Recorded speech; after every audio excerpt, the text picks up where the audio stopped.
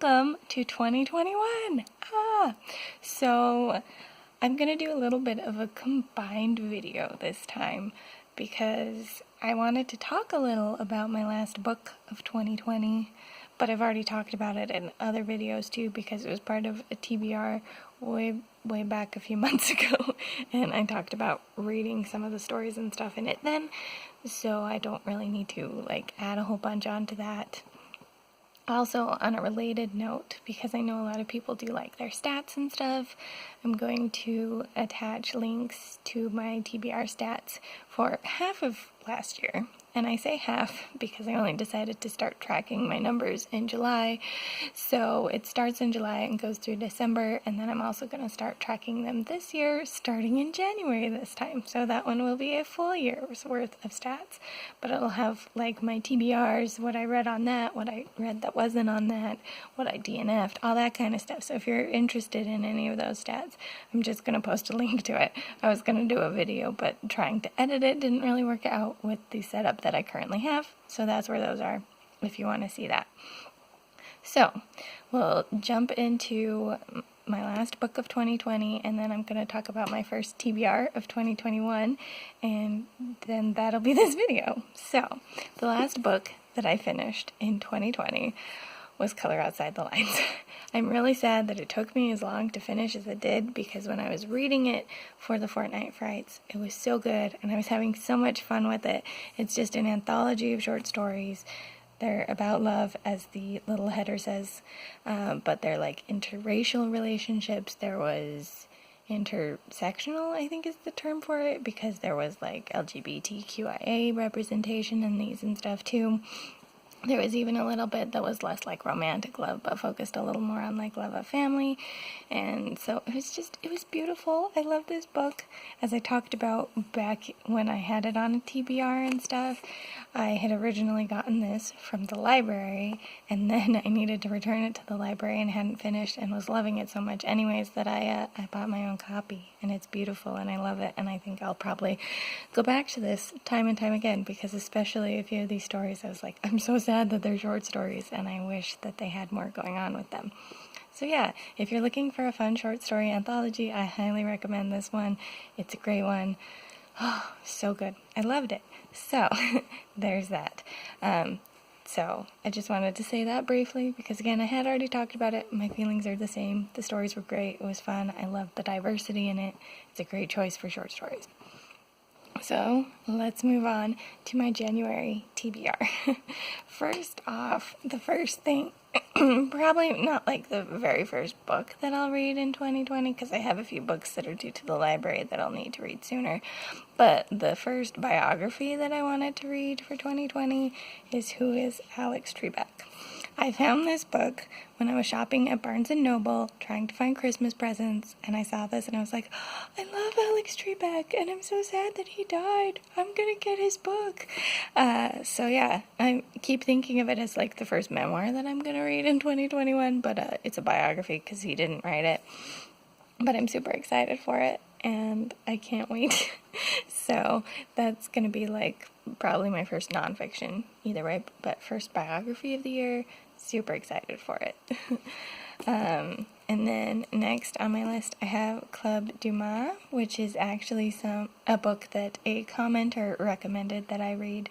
I believe it has some mystery elements to it. It looks like they're hunting down the original manuscript of the Three Musketeers, is kind of the general premise. It sounds really fun. I had wanted to read this sooner because I'd love to read books that people comment to me. I say it in every video, but when I first tried to check it out, I accidentally got a Spanish version, and I don't read any Spanishes, so I was oh, whoops. So now I have the English version. I can actually read it. I'm super excited to see how it is. The next one, I don't have a book to hold up for, but I started listening to the audiobook for Where the Past Begins by Amy Tan, which is a writing memoir of hers that she wrote, and last month I had finished The Opposite of Fate that she wrote, which was another kind of memoir, kind of writing book. I really love her writing style. It's read by her, and it's just an audiobook that I found from the library. And I don't have a physical copy because it's one of the electronic ones. But that one I'm really looking forward to and enjoying so far. If you haven't ever read any Amy Tan, I really recommend her. Her writing style is very nice, and I really enjoy it. So, I mean, I've only done her nonfiction at this point, but I really like her writing style. So, that's another one that's on my list. Then next up, I have I Kissed Alice, which is a contemporary. I'm pretty sure it's got some lesbian representation, is what it was. I think it might even be like an enemies to lovers kind of story. But I specifically picked this one up because I feel like a lot of the YA that I found that has that kind of representation tends to go to the boy-boy relationships and not the girl-girl. So I wanted to give it a shot and try the opposite end and see how I like reading one of those too. So there's that one. Then next we have The Jumbies, which is like a middle grade horror story based on Jamaican tradition, Caribbean folklore. Sounds really interesting, and I've kind of been on a little bit of a horror kick, and I really like middle grade, and so it seems like a good read. It should hopefully be a pretty fast one too, which is always nice to have a few books that are like gonna just be a fast, quick, enjoyable read that way. So yeah, there's that. So the next book that I have on my TBR has been on my TBR for several months now, and so this is my final month of putting it on a TBR, and if I don't get to it this month, I'm just going to be like, well, I clearly don't want to read it, and I'll just be done with it. But that book would be Star Wars Galaxy's Edge, A Crash of Fate, which I am overall excited for. It's written by Zoraida Cordova, and I read one of her books and really enjoyed it, so I think like writing style and stuff will really get along with it. I do enjoy Star Wars books. They're about the only sci-fi that's set in space that I really enjoy because I already know like the Star Wars setting and stuff, so I look forward to it in that sense. I'm curious to see if it relates at all to like the Disney park stuff since it's called Galaxy's Edge. But yeah, since I've put it on my list for like the last 3 months, I figure I should probably actually read it or just consider it one that I'm not going to read. So this will be the last time that it'll be on a TBR, and hopefully this time I actually read it.